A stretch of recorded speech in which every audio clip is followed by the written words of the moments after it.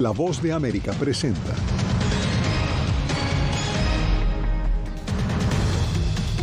Avión de combate ruso impacta a un dron estadounidense sobre el Mar Negro. El Pentágono lo califica como una violación al derecho internacional. Con un decreto, el presidente Biden ordena endurecer la verificación de antecedentes para adquirir armas de fuego. Además, cae la inflación en Estados Unidos, pero sigue latente el temor de una recesión. Y familiares de opositores expulsados de Nicaragua denuncian que el gobierno de Daniel Ortega les niega los pasaportes.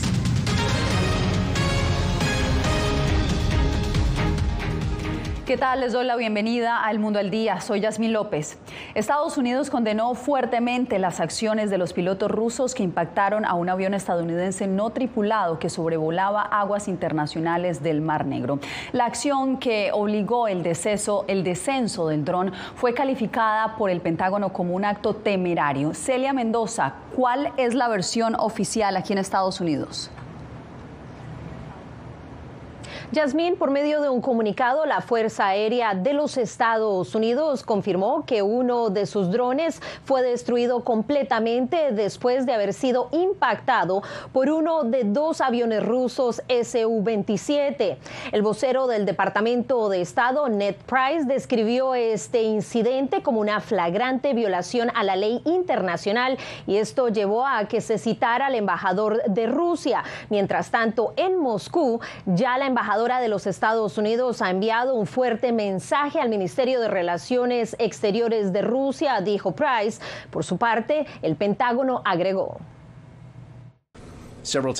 varias veces antes de la colisión, Su-27 le tiró gasolina y voló frente al dron de manera imprudente y poco profesional. Este incidente demuestra la falta de competencia, además de ser inseguro y poco profesional. Pat Ryder, quien es el vocero del Pentágono, indicó que este tipo de vuelos con aeronaves no tripuladas es rutinario y que se continuará haciendo en el espacio aéreo internacional, esto como parte de la misión y colaboración con países aliados y también seguridad nacional de los Estados Unidos. Este incidente se da mientras Naciones Unidas está tratando de extender el acuerdo de cereales en el Mar Negro y esto terminará el 18 de marzo. El lunes se reunieron en Ginebra la delegación de Rusia con los miembros de Naciones Unidas. Todavía no hay un acuerdo, esto después de que Ucrania se negara una extensión posible de 60 días. Dentro del contexto de la iniciativa de granos del Mar Negro, el acuerdo prevé una renovación de 120 días, pero en las circunstancias actuales, el secretario general y su equipo se concentran en estrecho contacto con todas las partes en hacer todo lo posible para garantizar la continuidad de la iniciativa.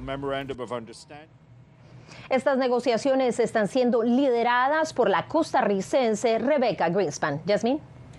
Gracias, Celia. Y nos quedamos aquí en Estados Unidos porque el presidente Joe Biden emitió un decreto para, entre otras cosas, endurecer la evaluación de antecedentes de quienes aspiran a comprar armas de fuego en Estados Unidos. Hacemos contacto con Jacopo Luzzi en la Casa Blanca, quien nos tiene detalles de lo que implica esta orden ejecutiva. Jacopo. Yasmín, cuando ejerció la vicepresidencia, Biden no pudo hacer mucho en este tema, pero hoy en Los Ángeles acaba de hablar como presidente, hablando del control de las armas, diciendo que se prohíban las armas de asalto y que se puede expandir finalmente el control de antecedentes penales para llegar, él dijo, a lo más cerca posible a un control universal de los antecedentes. Recordamos que en una posible carrera presidencial 2024, el control de armas podría ser un tema central para Joe Biden. Vamos a ver en el detalle de qué habla este decreto. El presidente Joe Biden firma un decreto ejecutivo este martes con el objetivo de aumentar la cantidad de verificaciones de antecedentes para comprar armas, promover su mejor y más seguro almacenamiento y garantizar que las agencias de aplicación de la ley de Estados Unidos aprovechen al máximo de una ley bipartidista de control de armas, promulgada el pasado verano. El proyecto aprobado el año pasado, conocido como Ley de Comunidades Más Segura, es visto por los activistas del control de armas como un buen comienzo, pero que no va lo suficientemente lejos. Después de que se firmó la ley, hubo otros 11 tiroteos masivos. Tenemos que hacer algo para evitar que la violencia armada destruya nuestras comunidades. Por ejemplo, en enero un hombre armado irrumpió en un salón de baile cerca de Los Ángeles y disparó a 20 personas, matando a 11, luego de una celebración del Año Nuevo lunar. Y en general, la violencia armada en Estados Unidos aumentó. Biden ordenará que su gabinete trabaje en un plan para apoyar a las comunidades que sufren violencia armada, pero el poder del presidente es limitado y no puede ir más allá de la legislación bipartidista aprobada por el Congreso, el proyecto de ley sobre violencia armada más amplio en décadas. Desde el tema de las armas, Yasmín, pasamos a la geopolítica con una decisión histórica de Estados Unidos para contrarrestar China y su expansión militar en el Pacífico. Ayer Estados Unidos decidió dar submarinos nucleares a Australia junto con el Reino Unido y compartir su tecnología para que el país pueda desarrollar su flota a propulsión nuclear. Esto por primera vez en 65 años. Así que hoy, mientras nos encontramos en el punto de inflexión en la historia donde el arduo trabajo de mejorar la disuasión y promover la estabilidad afectará las perspectivas de paz en las próximas décadas, Estados Unidos no puede pedir mejores socios en el Indo-Pacífico, donde se escribirá gran parte de nuestro futuro compartido. La medida es una señal del grado en que Biden está invirtiendo en planificación militar estratégica con aliados y socios para contrarrestar la creciente capacidad de China en el Pacífico y prepararse quizás para una posible crisis armada en Taiwán. Al mismo tiempo, una acción para contrarrestar la expansión de Rusia y Corea del Norte junto con China en el Pacífico. Te agradezco, Jacopo, por el reporte. Un 6% cayó la inflación en Estados Unidos, posicionándose en el nivel más bajo desde el 2021. Sin embargo, la crisis bancaria que se desató este fin de semana con el cierre de 2 grandes bancos le complica la política antiinflacionaria a la Reserva Federal. José Pernalete nos explica. Disminuye la inflación en Estados Unidos. Según cifras del gobierno, el pasado mes de febrero los precios aumentaron 0.4%, es decir, por debajo de la medición de alza de precios de enero ubicada en 0.5%. De acuerdo con expertos, esto no deja de ser un escenario de impacto negativo en una economía que aún está en tendencia inflacionaria. Para algunos economistas, todo apunta a una situación transitoria. Que es impulsada principalmente por problemas de la cadena de suministro. No está impulsada por la demanda. El exceso de demanda no está impulsado por la política monetaria. No está impulsado por demasiado estímulo. Es impulsado porque hay una restricción en el suministro de un producto en particular. El continuo incremento de la tasa de interés de referencia por parte de la Reserva Federal puede estar dejando una huella profunda en la economía, más allá de frenar la inflación. Los expertos insisten en que los estadounidenses solo perciben tasas de hipotecas más altas, préstamos elevados para comprar automóviles y alza en el pago de tarjetas de crédito. Además, una fragilidad financiera. Y eso crea un problema de balance. El problema de la Fed con la inflación es que realmente no pueden olvidar eso. Pero ahora, debido a que reconocen que su política está causando que los bancos tengan estas grietas, tendrán que reducir la velocidad.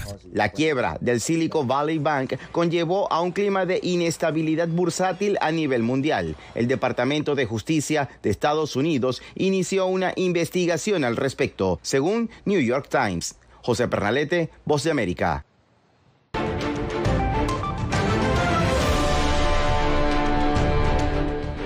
Nueva York prepara un programa piloto para brindar educación universitaria gratuita a los migrantes, pero la iniciativa ha desatado oposición en la Gran Manzana. Ángela González tiene los pormenores.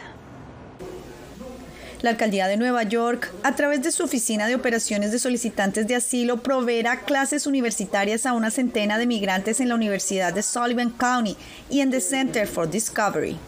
Sabemos que pasará un tiempo antes de que obtengan la capacidad real de trabajar, pero nada nos impide capacitar en este momento.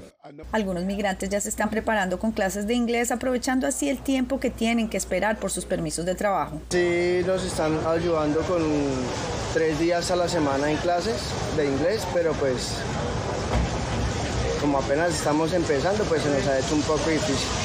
pero pues algo ahí ya estamos aprendiendo. Sin embargo, varios opositores republicanos del Senado y Cámara estatales resienten que residentes no tienen acceso a estos privilegios y argumentan que el programa incentiva la inmigración ilegal, pero a Luis eso no le impide soñar. Sería una gran ayuda poder entrar a una universidad pues, en un país tan grande como lo es este.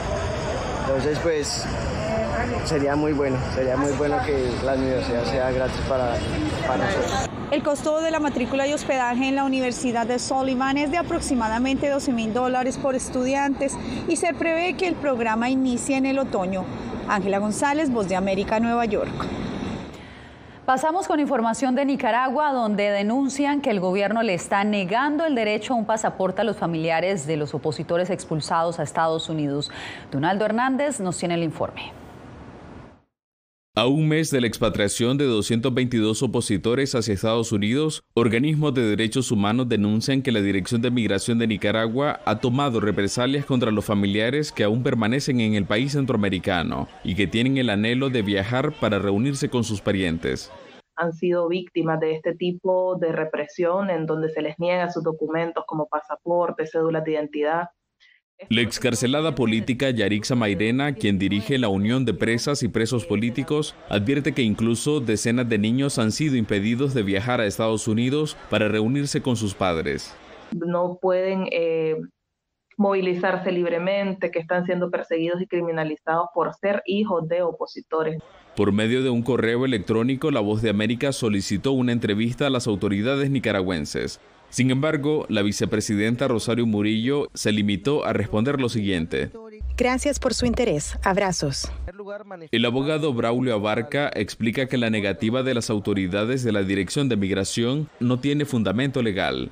Esto evidentemente transgrede los derechos humanos, transgrede los instrumentos internacionales que protege, por ejemplo, el derecho a la movilización, el uso de pasaporte y de documentos de viaje.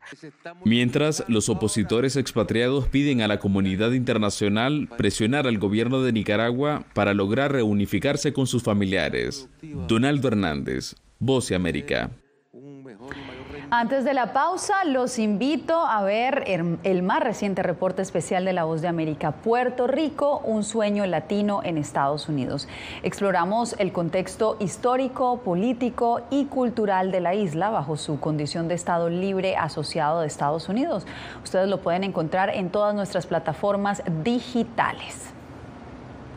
Bien, y al volver, en Bolivia crece la preocupación por la escasez de dólares.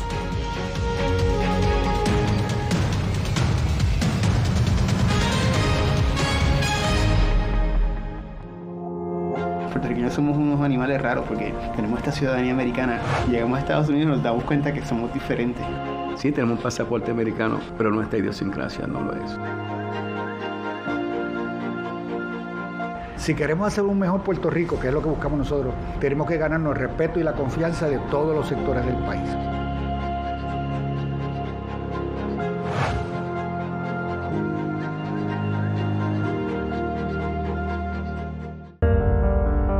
En tiempos de cambios, cuando el mundo parece incierto y lo que escuchamos no refleja lo que vemos,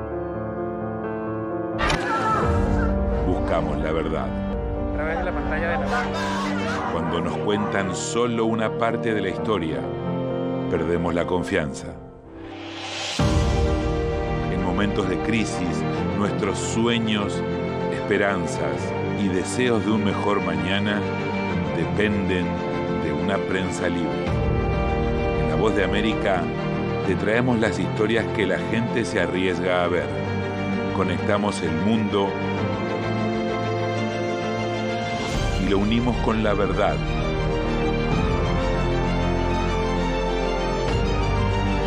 En La Voz de América te presentamos el panorama completo. ¿Qué tal? Desde Washington comienzan las noticias en El Mundo al Día. Día a día, desde la capital de Estados Unidos y donde se producen las noticias que más te impactan. El objetivo es llegar al otro lado de la frontera para pedir asilo.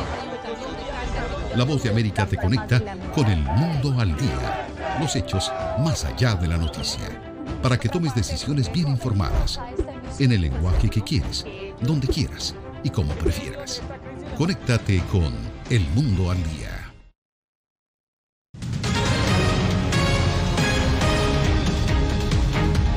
En Bolivia hay preocupación por la escasez de dólares. El gobierno ya se pronunció y descartó una devaluación de la divisa nacional.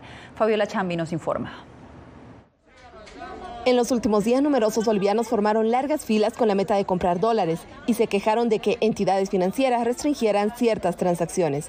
Una situación inusual que obligó al gobierno a poner a la venta esta moneda a través del propio Banco Central de Bolivia. Lo que hemos hecho es generar un conjunto de políticas en materia monetaria que nos ha permitido ir controlando estos afanes especuladores. El gobierno ha destacado como uno de sus logros la inflación más baja de la región, pero un reciente dato ha elevado las alarmas. Los bonos soberanos de Bolivia han generado pérdidas de casi un 7% este año, el tercer peor desempeño en el mundo, según un índice de Bloomberg. ¿Cómo se llegó a este punto? El consultor financiero Jaime Dunn apunta a la falta de inversión en el sector hidrocarburos, la reducción gradual de las reservas internacionales y un elevado déficit fiscal. Al gastarse más de lo que se tiene en ingresos, se empieza el país a endeudar por un lado y por el otro lado también a consumir rápidamente las reservas. Y por supuesto la población empieza a tomar conocimiento de los niveles de reserva, de los niveles bajos a los que se ha llegado, y eso empieza lamentablemente también a generar especulación. Toda la vida han habido dólares en cantidad, yo no sé por qué ahora está así. El experto también aseguró que otro factor que contribuye a la susceptibilidad es que no existe transparencia. Fabiola Chambi, Voz de América, Bolivia. El gobierno de Colombia se prepara para iniciar una nueva mesa de diálogos de paz con grupos disidentes de las FARC, al mismo tiempo que se mantiene en negociaciones con el grupo guerrillero ELN. Jair Díaz nos reporta. Prácticamente la mitad de las personas armadas hoy entran a un proceso de paz con el gobierno. Con estas palabras, el presidente de Colombia, Gustavo Petro, dio a conocer que iniciará un segundo proceso de paz con las disidencias de las FARC al mando de alias Iván Mordisco y que no se acogieron al acuerdo de paz firmado con Juan Manuel Santos. La ONG Indepaz estima que agrupa alrededor de 5.000 personas. Se le llama a eso Estado Mayor Central y su origen es los frentes de las FARC que no firmaron el acuerdo. A raíz de este anuncio, la Fiscalía de Colombia decidió suspender las órdenes de captura dictadas en contra de 19 guerrilleros de las disidencias de las FARC. En ese sentido, es una decisión política del presidente de la República de avanzar en estos diálogos y, por supuesto, como fiscal general de la Nación, no me cabe sino acompañar. Para el analista en conflicto Andrés Macías, estos diálogos pueden no llegar a ningún término concreto, ya que esta célula de la desaparecida guerrilla de las FARC no tiene voluntad completa de negociación. Porque muchos de los quienes están iniciando este proceso con el gobierno de Gustavo Petro ya hicieron parte de un proceso anterior que se lograron alcanzar con el gobierno de Juan Manuel Santos y aún así decidieron no continuar. Cabe recordar que el gobierno de Petro adelanta diálogos de paz con el ELN, que iniciará su tercer ciclo de la mesa en Cuba. Jair Díaz, Voz de América, Bogotá. Pausa y volvemos en minutos.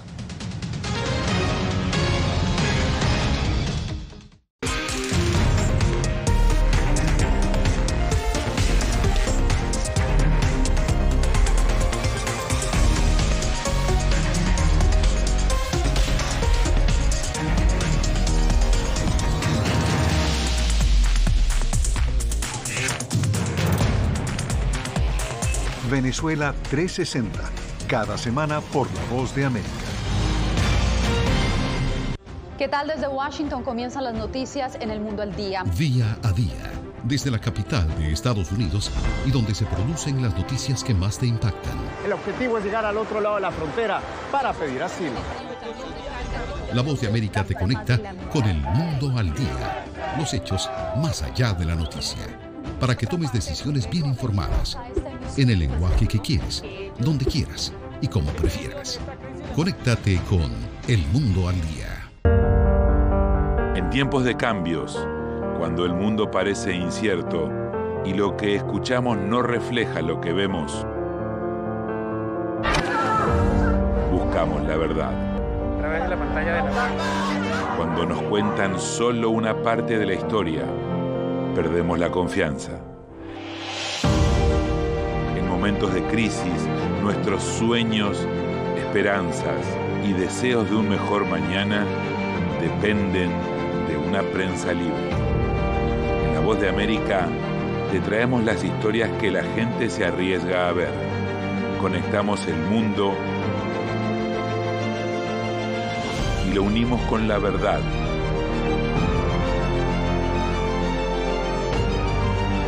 En La Voz de América te presentamos el panorama completo.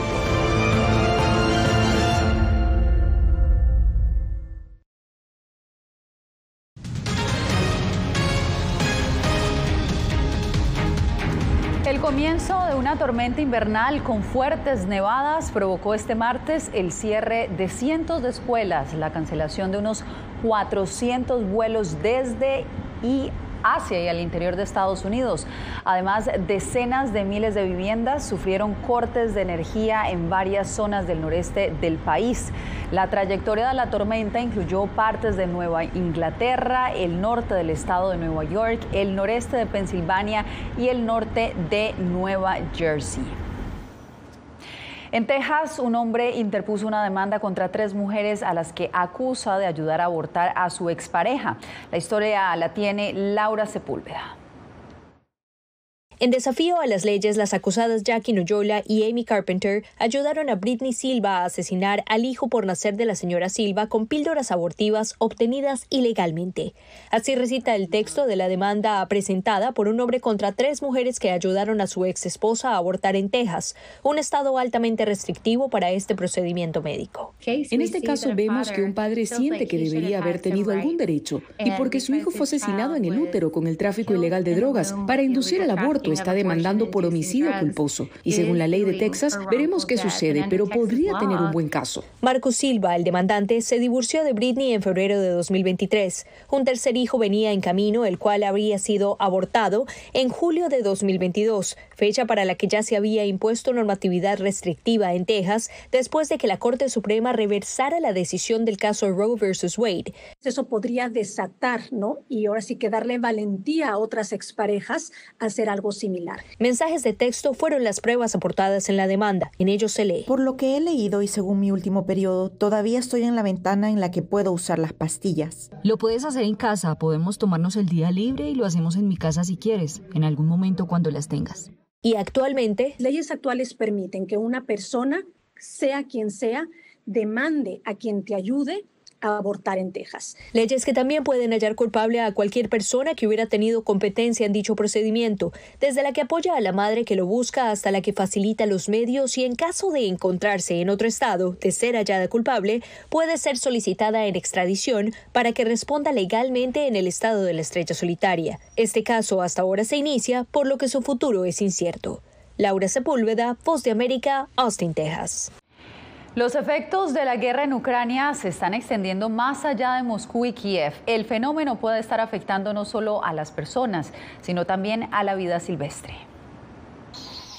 Durante el invierno, las aves migratorias comienzan a llegar a los humedales de Cachemira, administrada por India. Pero este año, los observadores de aves y los ornitólogos dicen que su número es mucho menor que en años anteriores y que la guerra en la lejana Ucrania podría estar interrumpiendo la migración de aves. Si sus áreas de descanso habituales se ven interrumpidas por construcciones u otros disturbios, intentarán cambiar su ruta hacia su destino final. Algunas aves débiles no llegan a su lugar de invernada y mueren. Algunas aves eligen rutas más largas y llegan tarde, o a veces encuentran nuevos lugares para pasar el invierno. Por lo general, durante el invierno, más de 1 millón de aves migratorias llegan en bandadas, pero no este año. Las aves tienen oídos sensibles y los expertos dicen que los ruidos de la guerra en Ucrania podrían hacer que las aves cambien su patrón de vuelo. Las aves migratorias son criaturas sensibles e incluso la pequeña explosión de un petardo puede perturbar a una bandada. Estos expertos dicen que lo único que saben con certeza es que no hay tantas aves aquí esta temporada como en años anteriores. Dicen que la guerra en Ucrania podría ser la culpable, pero que se necesita más estudio para estar seguros. Gonzalo Abarca, Voz de América. La colombiana y directora de vuelo de la NASA, Diana Trujillo, llegó a la capital estadounidense. Les contamos detalles de esta visita al volver.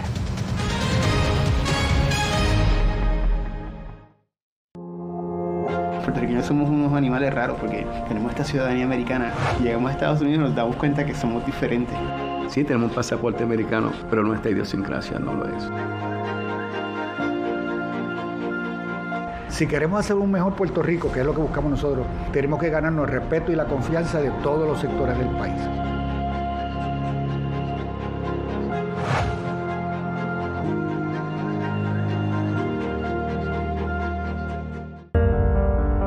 En tiempos de cambios, cuando el mundo parece incierto y lo que escuchamos no refleja lo que vemos,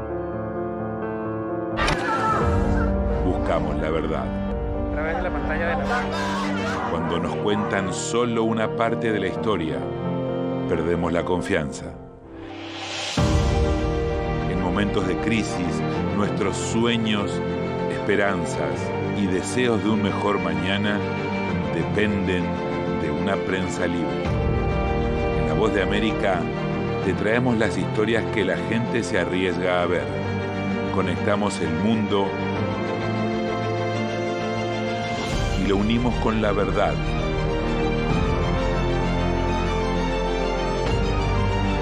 En La Voz de América te presentamos el panorama completo. ¿Qué tal? Desde Washington comienzan las noticias en El Mundo al Día. Día a día, desde la capital de Estados Unidos y donde se producen las noticias que más te impactan. El objetivo es llegar al otro lado de la frontera para pedir asilo. La Voz de América te conecta con El Mundo al Día. Los hechos más allá de la noticia. Para que tomes decisiones bien informadas. En el lenguaje que quieres, donde quieras y como prefieras. Conéctate con El Mundo al Día.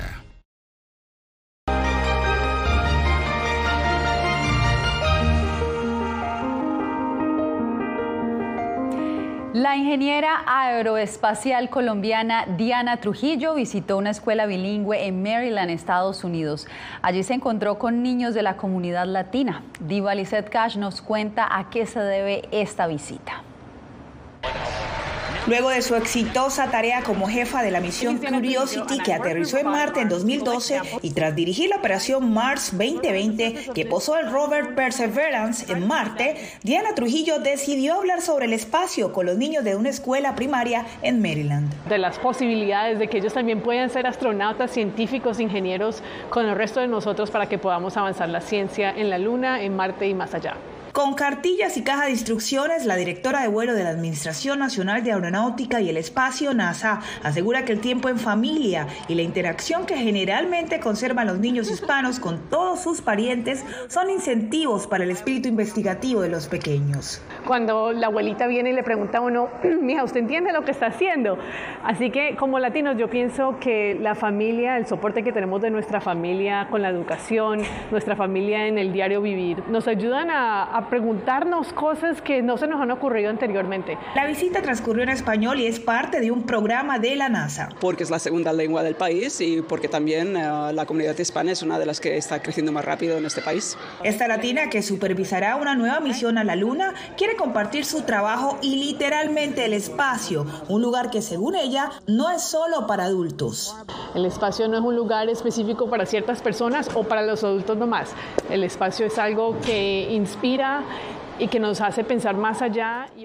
Con material 100% en español, esta es la primera de 3 visitas que la sede de la NASA en Washington planea realizar en escuelas locales bilingües del área metropolitana de la capital, con el objetivo de incentivar el espíritu investigativo de la comunidad escolar, pero especialmente en la hispana. Desde la institución Rolling Terrace Elementary School en Maryland, Diva Lizette Cash, Voz de América. Un orgullo colombiano. Bien, y 10 días antes de lo normal florecieron los cerezos en Tokio. Japón anunció este martes el inicio oficial de la temporada de Sakura o flores de cerezos. El hecho es bastante inusual, por lo que tanto lugareños como los medios de comunicación salieron a presenciarlo. La exposición de estas flores es todo un acontecimiento que cada año se celebra con picnics y reuniones debajo de los árboles. Un acontecimiento que también sucede aquí en la capital estadounidense durante la primavera. Con esto me despido.